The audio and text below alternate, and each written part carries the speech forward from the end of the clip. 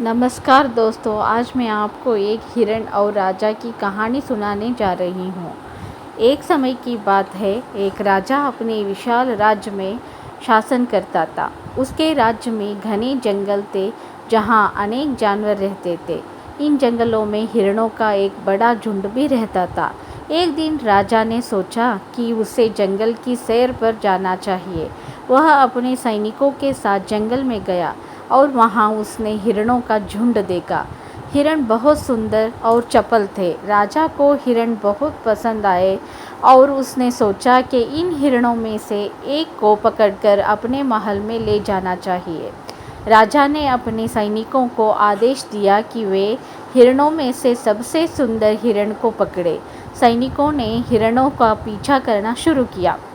हिरण भयभीत हो गए और इधर उधर भागने लगे।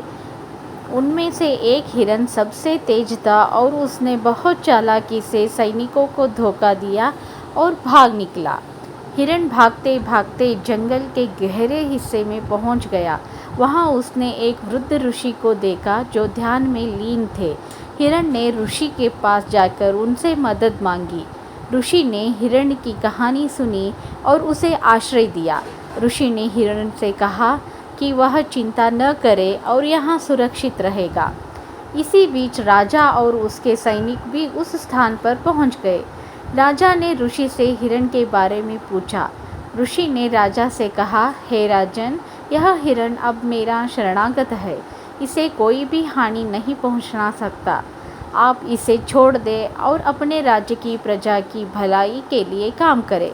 राजा को ऋषि की बातें समझ में आई और उन्होंने हिरण को छोड़ने का निर्णय लिया। राजा ने कहा, मैं समझ गया कि सच्ची महानता अपने प्रजा की भलाई में है, ना कि उनकी हानि में।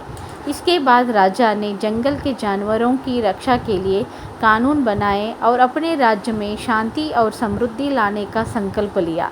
हिरण ने ऋषि का आभार व्यक्त किया और खुशी खुशी अपने झुंड में लौट आया। अब वह जानता था कि उसका जीवन सुरक्षित है। राजा ने भी अपने राज्य में एक न्यायप्रिय और दयालु शासक के रूप में अपनी पहचान बनाई और इस प्रकार राजा और हिरण दोनों ने एक दूसरे से महत्वपूर्ण सबक सीखा और अपने अपने जीवन में सुधार किया। तो कैसे लगी कहानी? अगर कहानी अच्छी लगी हो तो शेयर करो, सब्सक्राइब करो और धन्यवाद।